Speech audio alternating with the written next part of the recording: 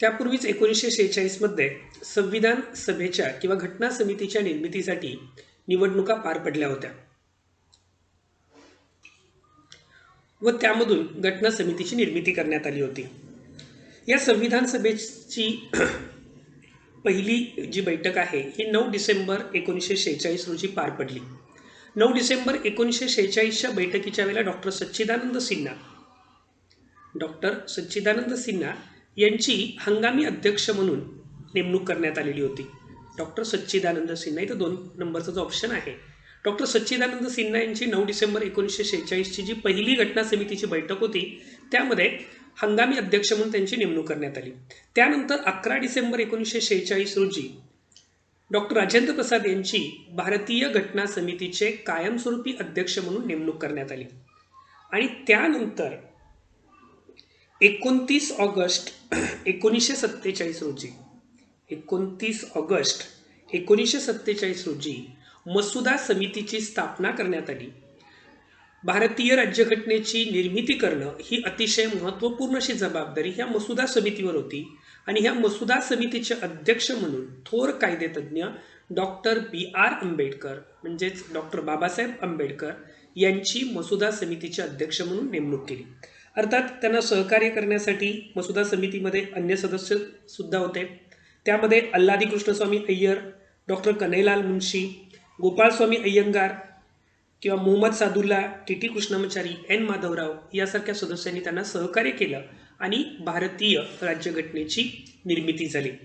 तर भारतीय राज्यघटनेची अतिशय महत्त्वपूर्ण अशी जी समिती होती मसुदा समिती, ह्या मसुदा समितीचे अध्यक्ष होते डॉक्टर B.R. आंबेडकर। पुढचा प्रश्न आहे, महाराष्ट्र राज्याची निर्मिती टिंबटिंब रोजी झाली। अर्थात आपल्याला माहिती आहे की ज्यावेळेला भारताला 15 ऑगस्ट 1947ला स्वातंत्र्य मिळालं आणि त्याच्यानंतर भाषावार प्रांतरचनेच्या आधारावर राज्यांची निर्मिती करण्यासाठी सुरुवात झाली, परंतु 1 नोव्हेंबर 1956 रोजी मराठी भाषिक गुजराती प्रांत आणि त्याचबरोबर मराठी भाषिक प्रदेश आणि गुजराती भाषिक प्रदेश हे एकत्र करून द्वैभाषिक असं विशाल महाराष्ट्र राज्य स्थापन करण्यात आलं। अर्थात ही जी निर्मिती होती ही महाराष्ट्रातील बहुसंख्य नेत्यांना पटलेली नव्हती, महाराष्ट्रीय जनतेच्या मनाला ही रुचलेली नव्हती आणि त्यामुळे या निर्मितीस प्रचंड विरोध झाला। म्हणजेच 1 नोव्हेंबर 1956 या दिवशीची द्वैभाषिक मुंबई राज्याची निर्मिती झाली। ही द्वैभाषिक मुंबई राज्याची निर्मिती अर्थातच महाराष्ट्रातील जनतेला पटलेली नव्हती। त्याच्यानंतर अनेक तोडगे काढण्यात आले, त्यामध्ये मुंबई अगदी केंद्रशासित प्रदेश करणं किंवा पूर्ण राज्याला मुंबईचं नाव देणं वगैरे असे अनेक मुद्दे होते। पण या सर्वांच्या विरुद्ध अर्थात जी महाराष्ट्र एकीकरण समिती होती त्यांनी बरीच आंदोलनं केली आणि त्याच्यानंतर 1 मे 1960 या दिवशी आत्ताच्या महाराष्ट्र राज्याची निर्मिती झाली।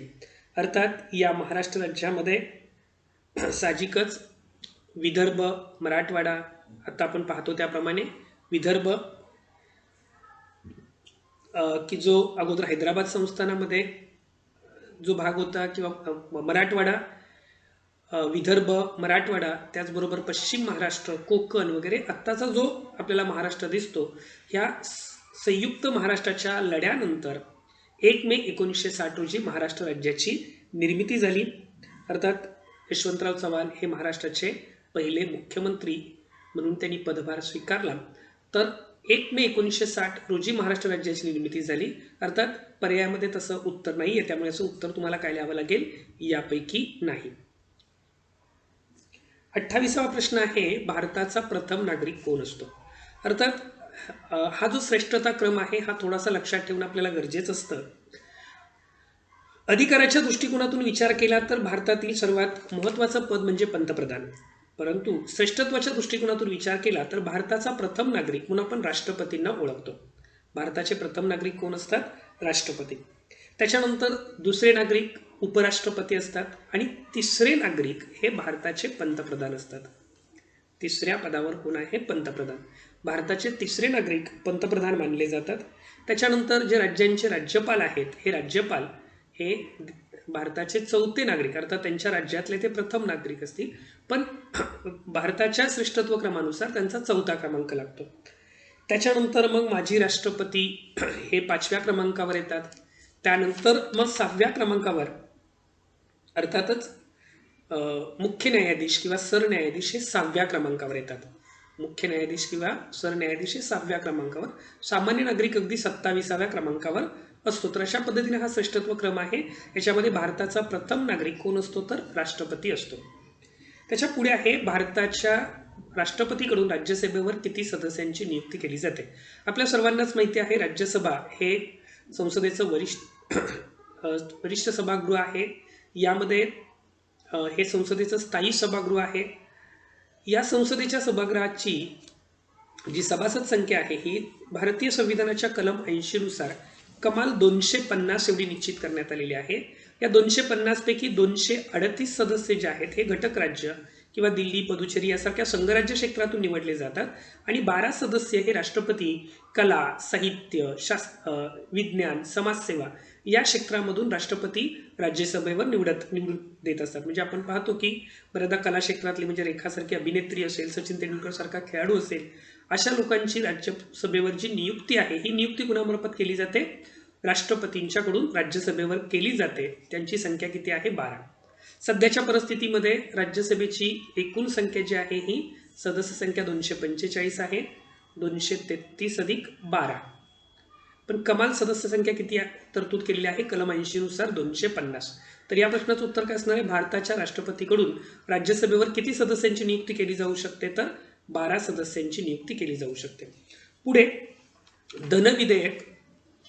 धनविधेयक टिंबटिंबत प्रस्तुत केले जाते.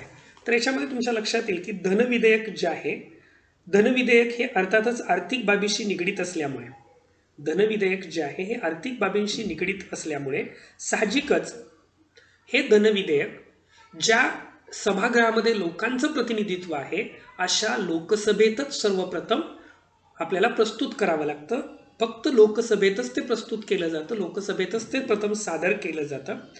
अर्थात अर्थविधेयक म्हणजे नेमकं काय याची जी संकल्पना आहे ही कलम 110 मध्ये भारतीय राज्यघटनेमध्ये नमूद करण्यात आलेली आहे आणि धनविधेयकाचं जे कार्य कसं पार पडतं याची तरतूद कलम 109 मध्ये नमूद करण्यात आलेली आहे.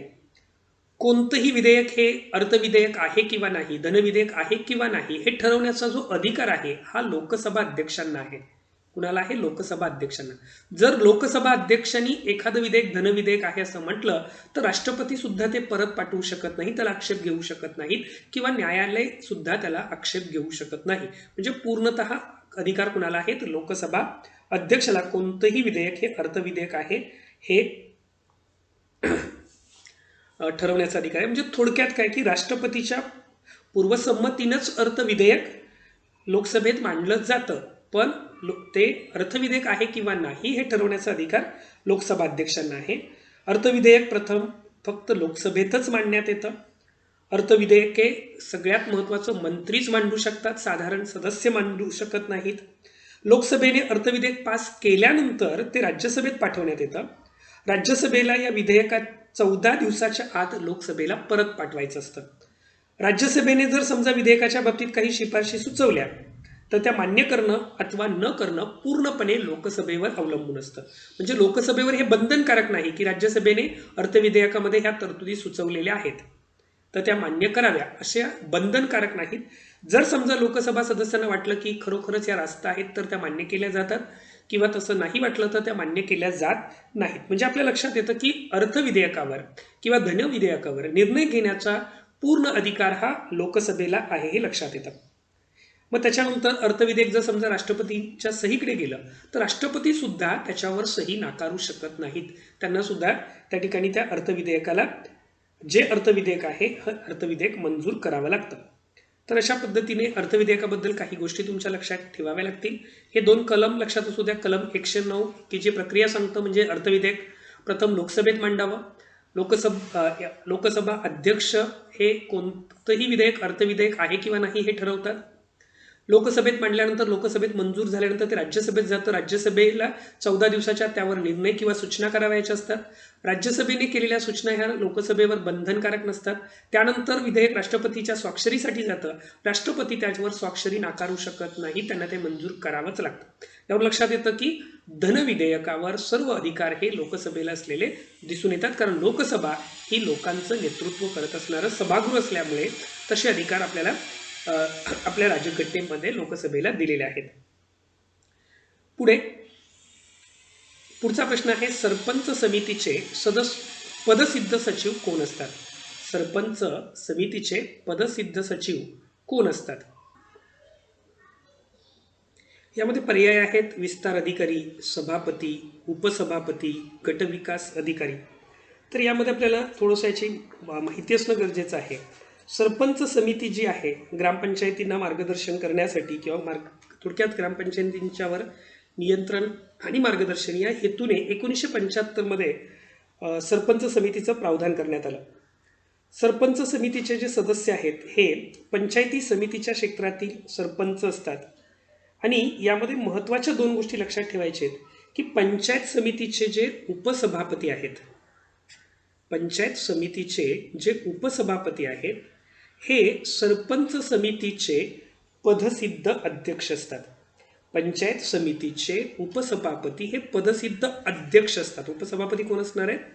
अध्यक्ष असणार आहेत. आणि त्या ठिकाणी असणारे जे विस्तार अधिकारी आहेत, ग्रामपंचायत विस्तार अधिकारी, हे पंचायत समितीचे पदसिद्ध सचिव असतात. त्यामुळे ह्या 31व्या प्रश्नाचं उत्तर काय असणार आहे? तुमचा 1 नंबरचा ऑप्शन असणार आहे. पंचायत समितीमध्ये साधारणपणे 15 सदस्य असतात किंवा त्या गटातील एकूण ग्रामपंचायती ज्या आहेत ह्या ग्रामपंचायतीची 1/5 जी संख्या असेल यापैकी जी संख्या अधिक असेल, म्हणजे 15 सरपंच किंवा गटातील एकूण ग्रामपंचायतीच्या 1/5 सरपंच, यापैकी जी संख्या मोठी असेल ती सरपंच समितीची सदस्य संख्या असते. मग त्याच्यामध्ये 2 महत्त्वाच्या गोष्टी लक्षात ठेवा. सरपंच समितीचे पदसिद्ध सचिव असतात विस्तार अधिकारी, तर सरपंच समितीचे अध्यक्ष असतात उपसभापती. पुढे जिल्हा परिषदेत सर्वात महत्त्वाची समिती कोणती असा प्रश्न विचारलेला आहे. याच्यामध्ये पहिला ऑप्शन आहे वित्त समिती, दुसरा ऑप्शन आहे आरोग्य समिती, तिसरा ऑप्शन आहे स्थायी समिती, चौथा ऑप्शन आहे कृषी समिती. तर जिल्हा परिषदेमध्ये सर्वात महत्त्वाची समिती या प्रश्नाचं उत्तर जे आहे हे अर्थात काय असणार आहे? स्थायी समिती. सर्वात महत्त्वाची समिती कोणती असते? स्थायी समिती ही जिल्हा परिषदेत सर्वात महत्त्वाची समिती असते. अर्थात यामध्ये लक्षात ठेवा की जिल्हा परिषदेची तरतूद आहे ती जिल्हा परिषद आणि पंचायत समिती अधिनियम महाराष्ट्र जिल्हा परिषद व पंचायत समिती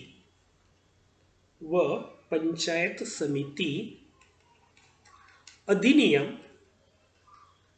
1961 जो आहे या अधिनियमानुसार, अधिनियमातील हे जे कलम 78 आहे ह्या कलम 78 नुसार प्रत्येक जिल्हा परिषद तिच्या पहिल्या बैठकीनंतर त्या पहिल्या बैठकीच्या दिनांकापासून 1 महिन्याच्या आत एक स्थायी समिती आणि इतर विषय समित्या नेमते. विषय समितीमध्ये वित्त समिती असेल, कृषी समिती असेल, समाज कल्याण समिती असेल, शिक्षण समिती, आरोग्य समिती, पशुसंवर्धन व दुग्धशाळा समिती, महिला व बालकल्याण समिती वगैरे या समित्यांची नेमणूक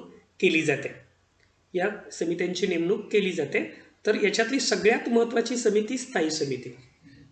सगळ्यात महत्त्वाची जी समिती आहे ही कोणती आहे? स्थायी समिती. आणि बहुतेक सगळे अधिकार जे आहेत हे स्थायी समितीला असतात. त्यामुळे जिल्हा परिषदेत सर्वात महत्त्वाची समिती कोणती आहे? स्थायी समिती. पुढचा प्रश्न आहे महाराष्ट्रात एकूण किती जिल्हा परिषद आहेत? आपल्या सर्वांना माहिती आहे महाराष्ट्रातील सर्वात शेवटचा जिल्हा म्हणजे पालघर जिल्हा. महाराष्ट्रात एकूण 36 जिल्हे आहेत. जिल्हे किती आहेत? 36. पालघर जिल्ह्याची निर्मिती झाल्यानंतर ही संख्या 36 झाली. पण महाराष्ट्रामध्ये जिल्हा परिषदा मात्र 34 आहेत. जिल्हा परिषदा किती आहेत? 34. कारण का? मुंबई व मुंबई उपनगर हा संपूर्ण शहरी भाग असल्यामुळे या ठिकाणी जिल्हा परिषदा अस्तित्वात नाहीत. त्यामुळे पालघरच्या बाबतीत 2 विधानं लक्षात ठेवा. पालघर ही महाराष्ट्रातील 34वी जिल्हा परिषद आणि 36वा जिल्हा आहे. पालघर ही महाराष्ट्रातली 34वी जिल्हा परिषद, तर पालघर हा महाराष्ट्रातला 36वा जिल्हा आहे. भारतीय प्रमाणवेळ व ग्रीनिच प्रमाणवेळ यांच्यात टिंबटिंब अंतर आहे. तर याचं उत्तर सर्वांना माहिती असतं. याच्यामध्ये अंतर किती आहे? 5.5 तासाचं. अर्थात ग्रीनिच प्रमाणवेळ आहे ती 0° रेखावृत्तावर आहे आणि आपली जी प्रमाणवेळ आहे ती 82.5° रेखावृत्तावर आहे. बरोबर. लक्षात ठेवा 1 अंशामध्ये 4 मिनिटांचा फरक असतो. 1 अंशामध्ये 4 मिनिटांचा फरक असतो. त्यामुळे साहजिकच 82.5 गुणिले 4 भागिले 60 केलं तर तुमच्या लक्षात येईल की या ठिकाणी याचं उत्तर जे आहे ते 5.5 येईल. बघा 82.5 गुणिले 4 तर गुणाकार करत असताना 4×5 20, 2, 4 दुने 8 आणि 2 10, परत 2, 4 8 32 आणि 2 34, बरोबर. 340.0 म्हणजे 340 भागिले 60, 340 भागिले 60, 0 गेला 0 गेला. इथे लक्षात येईल तुमच्या 6×6 6×5 30 येतील. 6×5 30. त्याच्यानंतर पुढे साहजिकच त्या ठिकाणी जो भागाकार आपण दशांश अपूर्णांकात करायला गेलो होतो तो किती येतोय? 5.5 तास. त्याच्यामुळे 82.5 गुणिले 4 याच्यामध्ये हे लक्षात येते का बघा. 4×5 20, 20चा 0, 4 2, 4 दुने 8, 8 आणि 2 10. त्यामुळे सॉरी हातचाला 1, 33 आला. 330 भागिले आपण 60 ज्या वेळेला करतो तर तुमच्या लक्षात येईल की 330 भागिले 60 हा भागाकार करत असताना 33 भागिले 6 करायचे. 33 भागिले 6 करायचे म्हणजे 6×6 6×35 बाकी 3 उरेल, तर 6×35 5.5 म्हणजे 5.5 तासाचं अंतर जे आहे हे भारतीय प्रमाणवेळ आणि ग्रीनिच प्रमाणवेळेमध्ये आहे. म्हणजेच काय, जर समजा ग्रीनिच या ठिकाणी जर समजा दुपारचे 12 वाजलेले असतील तर भारतामध्ये अर्थातच 5:30 वाजलेले असतील, संध्याकाळचे 5:30 वाजले, म्हणजे आपल्यामधलं अंतर किती आहे? 5.5 तासाचं अंतर आहे. पुढचा प्रश्न आहे भारताची दक्षिणोत्तर लांबी किती आहे? याच्यामध्ये पहिला पर्याय आहे 3214 किलोमीटर, दुसरा 3014 किलोमीटर, तिसरा 2933 किलोमीटर आणि चौथा 3312 किलोमीटर. भारताची दक्षिण उत्तर लांबी असं विचारलेलं आहे, त्यामुळे हे उत्तर किती असणार आहे? 3214 किलोमीटर. उत्तर किती असेल याचं? 3214 किलोमीटर. आणि जर समजा रुंदी विचारली असती, पूर्व पश्चिम लांबी विचारली असती, तर ती किती आहे? 2933 किलोमीटर. तर या दोन आकडेवारी लक्षात असू द्या. ही जी आहे 1 नंबरचा ऑप्शन ही दक्षिण उत्तर लांबी आहे आणि 2933 जी आहे ही पूर्व पश्चिम लांबी आहे. पुढचा प्रश्न आहे गुरु शिखर भारतातील कोणत्या पर्वतरांगेचं सर्वोच्च शिखर आहे? तर गुरु शिखर हे जे सर्वोच्च शिखर आहे हे भारतातल्या अरवली पर्वतरांगेतलं आहे. कोणत्या पर्वतरांगेतलं आहे? अरवली पर्वतरांगेतलं. पर्वतरांगातली महत्त्वाची शिखरं याच्यावर बऱ्याचदा प्रश्न विचारले जातात. अर्थात ती थोडीफार माहिती असणं गरजेचं आहे. म्हणजे उदाहरणार्थ समजा माउंट एव्हरेस्टचा विचार केला तर माउंट एव्हरेस्ट जे आहे हे नेपाळ हिमालयामध्ये आहे, नेपाळमध्ये आहे. भारतामधलं जर सर्वोच्च शिखर K2 किंवा त्याला आपण गॉडविन ऑस्टिन असं म्हणतो, हे काश्मीर हिमालयामध्ये आहे, बरोबर. किंवा समजा नंदादेवी जे आहे हे नंदादेवी सर्वोच्च जे शिखर आहे हे कुमाऊ हिमालयामध्ये आहे. तर ह्या पर्वतरांगा थोड्याशा लक्षात असणं गरजेचं आहे. किंवा याच्यानंतरची काही पर्वत शिखरं खूप वेळा जोड्याजुळ्यांसाठी वगैरे विचारली जातात. समजा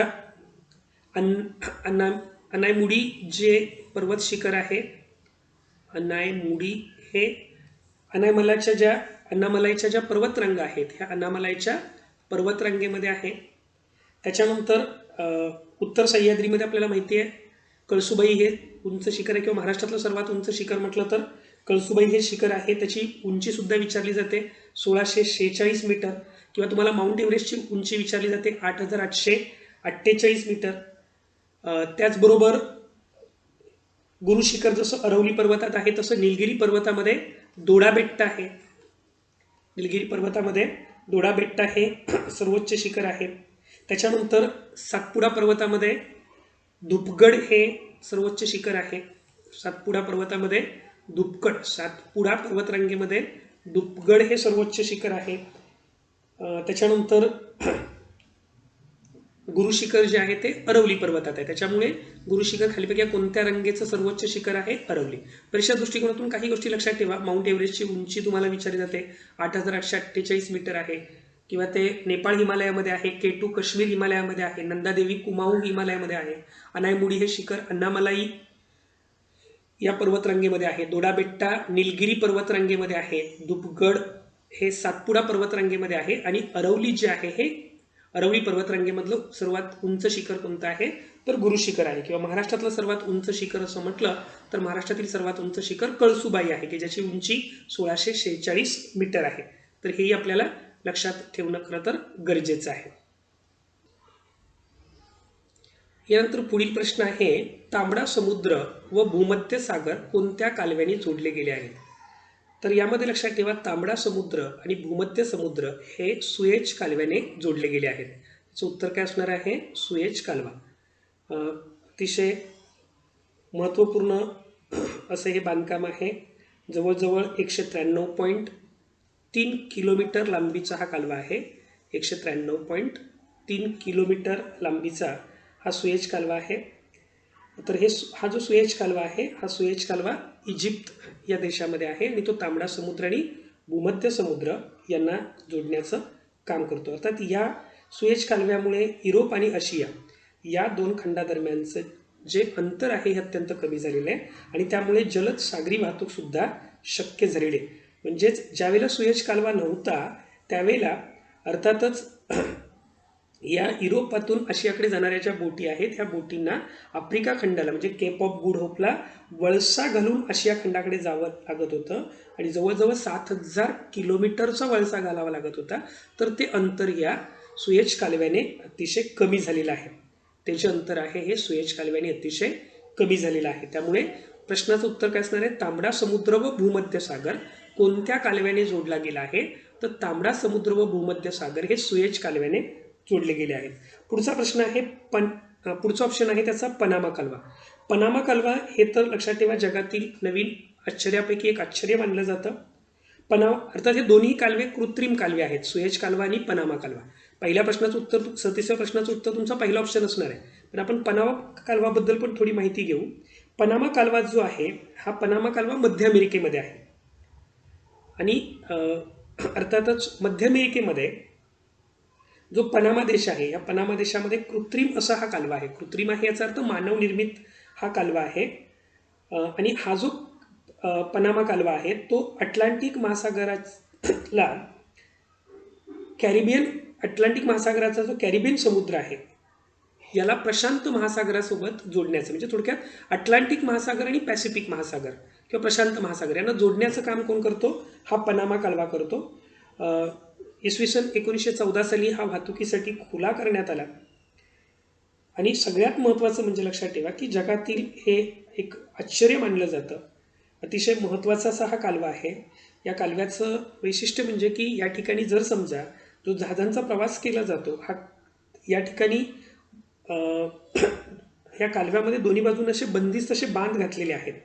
आणि मग जर समजा हा उंचीवर जर जहाजं जायची असतील, कारण याच्यामध्ये जो पनामा हे ठिकाण आहे हे थोडंसं उंचीवर आहे, मग ती जहाजं उंचीवर न्यायची असतील तर काय केलं जातं? त्या कालव्यामध्ये पाणी सोडलं जातं. पाण्याच्या आधारे ती जहाजं वर चढतात आणि पुढे पुढे जात असतात. म्हणजे थोडक्यात एका कालव्यातून दुसऱ्या कालव्यात, दुसऱ्या कालव्यातून तिसऱ्या कालव्यात अशी कालव्यामध्ये पाणी सोडून ती जहाजं वर चढवली जातात किंवा पाणी कमी करून ती खाली उतरवली जातात. म्हणजे खरं तर हे स्थापत्यशास्त्राचं अतिशय एक आश्चर्यकारक अशी गोष्ट मानली जाते. तर तो पनामा कालवा आहे. अर्थात इंदिरा गांधी कालवा, हा जो इंदिरा गांधी कालवा आहे हा भारतामध्ये आहे. राजस्थान कालवा जो पूर्वी होता त्याला जात आपण इंदिरा गांधी कालवा हे नाव दिलं. राजस्थानमध्ये असणारा जो इंदिरा गांधी कालवा आहे की ज्यामुळे राजस्थानचं जे मरुस्थळ आहे या मरुस्थळाला कुठे ना कुठेतरी सुजलाम सुफलाम बनवण्याचं काम हे इंदिरा गांधी कालव्याने केलेलं आहे. आणि हा कालवा कुठे आहे? राजस्थान या राज्यामध्ये आहे. तर या प्रश्नाचं उत्तर काय असणार आहे? तांबडा समुद्र व भूमध्य सागर कोणत्या कालव्याने जोडले आहेत? तर सुएझ कालव्याने जोडले आहेत. पुढे खालीलपैकी गोदावरी नदीची कोणती उपनदी नाही? अर्थात इंद्रावती गोदावरीची उपनदी आहे, प्रवरा उपनदी आहे, दुधना उपनदी आहे. इंद्रायणी मात्र इंद्रायणी लोणावळ्यामध्ये उगम पावते आणि ती पुढे भीमेला जाऊन मिळते.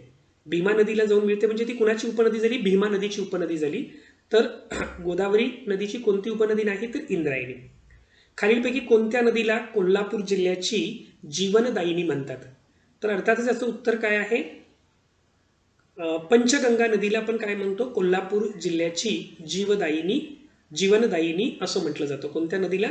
पंचगंगा नदीला. कोल्हापूर अर्थातच पंचगंगा नदीच्या काठावर वसलेला आहे आणि त्याला कोल्हापूर जिल्ह्याची जीवनदायिनी असं म्हणतो. मागील 1-2 वर्षामध्ये इथे प्रचंड महापुरामुळे खरं तर ही जीवनदायिनी आपल्यावर प्रकोपली काय असं वाटायला लागलेलं आहे. पण कोल्हापूर जिल्ह्याची जीवनदायिनी म्हणजे जी कोल्हापूर जिल्ह्याची जी प्रगती आहे यामध्ये सिंहाचा वाटा हा पंचगंगा नदीचा आहे. पंचगंगा हे जे नाव आहे ते पंचगंगेला मिळणाऱ्या ज्या उपनद्या आहेत कासारी, कुंभी, तुळशी, भोगावती आणि सरस्वती या नद्यांतून पंचगंगा तयार झालेली आहे म्हणून तिला पंचगंगा म्हटलं जातं. अर्थात सरस्वती या ठिकाणी लुप्त होऊन तिचा संगम होतो असं मानलं जातं. तर त्या 5 नद्यांची नावं सुद्धा तुमच्या लक्षात राहणं गरजेचं आहे. कासारी, कुंभी, तुळशी, भोगावती, सरस्वती या ज्या नद्या आहेत या नद्यांच्या प्रवाहापासून मिळून पंचगंगेचा प्रवाह तयार झाला आणि तिला आपण कोल्हापूर जिल्ह्याची जीवनदायिनी असं म्हणतो. पुढचा प्रश्न आहे महाराष्ट्रातील सर्वात मोठा जलविद्युत प्रकल्प कोणता? तर साहजिकच याचं उत्तर पटकन आपल्याला सांगता येईल. महाराष्ट्रातील सर्वात मोठा जलविद्युत प्रकल्प कोयना जलविद्युत प्रकल्प हा महाराष्ट्रातील सर्वात मोठा किंवा भारतातील सुद्धा अतिशय महत्त्वपूर्ण असा हा प्रकल्प आहे. कोयना नदी जी आहे ती महाबळेश्वरमध्ये उगम पावते आणि मग पुढे महाबळेश्वरमध्ये उगम पावल्यानंतर तिला कोयना नदीवर जे धरण बांधलेलं आहे त्याच ठिकाणी आपण अर्थात पाटण तालुक्यामध्ये सातारा जिल्ह्यातील पाटण तालुक्यामध्ये हे कोयना धरण आहे आणि कोयना धरणामध्ये जे अडवलेलं पाणी आहे त्या पाण्याच्या साह्याने पोपळी या ठिकाणी ही वीज निर्मिती केली जाते. अर्थात हा वीज निर्मिती प्रकल्प एकूण 4 टप्प्यांचा आहे आणि यामध्ये सगळ्यात महत्त्वाचं ही आकडेवारी तुम्हाला विचारली जाते. यामध्ये 1920 मेगावॅट वीज निर्मिती क्षमता या प्रकल्पाची आहे. कोयना जलविद्युत प्रकल्पाची वीज निर्मिती क्षमता जी आहे ती किती आहे? 1920 मेगावॅट. पुढचा प्रश्न आहे महाराष्ट्रात लिंग गुणोत्तर कोणत्या जिल्ह्यात सर्वात कमी आहे? अर्थात ते थोडंसं करेक्शन आहे. बाललिंग गुणोत्तर कोणत्या जिल्ह्यात सर्वात कमी आहे? तर याचं उत्तर आहे बीड जिल्ह्यामध्ये महाराष्ट्रातील बाललिंग गुणोत्तर सर्वात कमी आहे. अर्थात लिंग गुणोत्तर असं म्हटलं तर मुंबई जिल्हा आपण म्हणतो. बाललिंग गुणोत्तर हे बीड जिल्ह्यामध्ये सर्वात कमी आहे. पुढचा प्रश्न आहे हायग्रोमीटर काय मोजतो? तर अर्थातच सापेक्ष आर्द्रता मोजण्यासाठी आपण हायग्रोमीटर हे यंत्र वापरतो. कशासाठी? सापेक्ष आर्द्रता मोजण्यासाठी हायग्रोमीटर हे यंत्र वापरलं जातं. पुढे जोड्या जुळवाचा प्रश्न आहे. विभवांतराचं एकक जे आहे ते व्होल्ट आहे. त्याच्यानंतर विद्युत प्रवाह करंट त्याचं एम्पियर आहे. प्रभाराचं एकक कुलम आहे आणि कंडक्टन्सचं एकक जे आहे ते मो आहे. आणि त्याच्यामुळे ह्याची जोडीची आहे अ ला 2, ब ला 1, परत क ला 4, ट ला 3 नंबरचं ऑप्शन हे याचं उत्तर असणार आहे. पुढे कोणता धातू लोखंडाचे गंजणे रोखतो?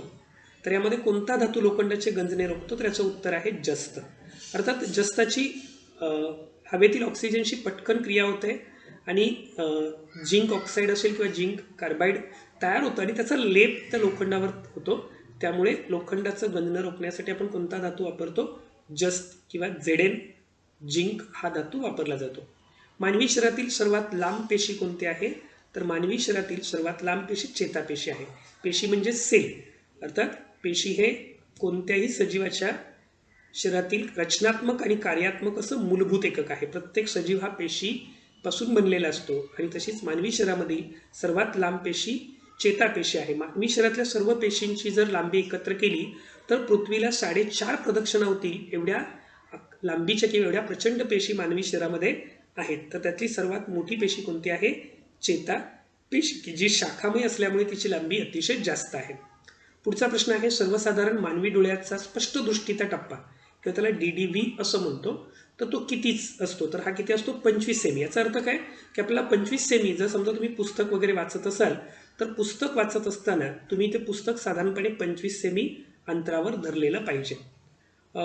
पुढचा प्रश्न आहे, डॉट्स हा उपचार कोणत्या रुग्णासाठी आहे? डॉट्स, तर डॉट्स हा जो उपचार आहे तो कोणत्या रुग्णासाठी आहे?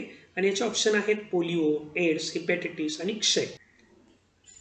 तर डॉट्स ही जी उपचार पद्धती आहे, ही डॉट्स ही उपचार पद्धती अर्थात क्षयरोग किंवा ट्युबरक्युलोसिस या रोग्यांच्या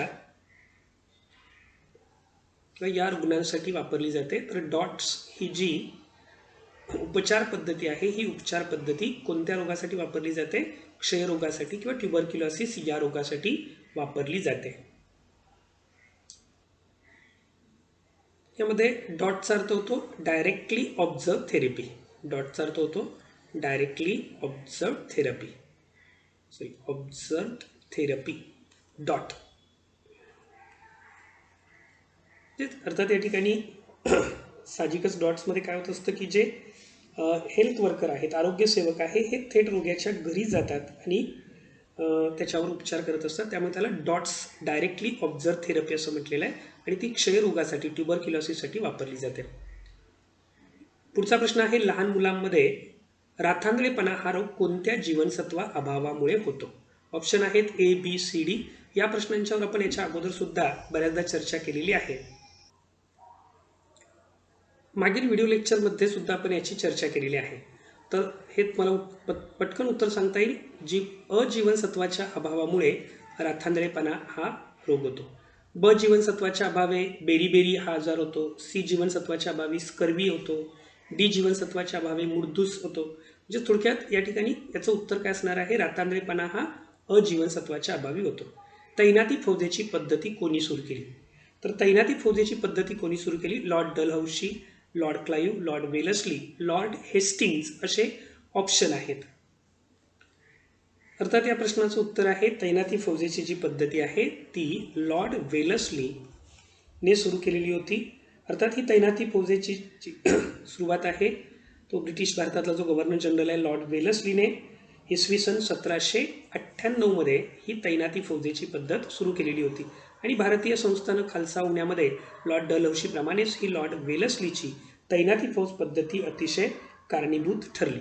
तैनाती फौजेच्या वेगवेगळ्या जाचक अशा अटी ज्या राजाकडे ही तैनाती फौज असायची त्याच्यावर असायच्या. त्याच्यामध्ये साहजिकच या तैनाती फौजेच्या अटीनुसार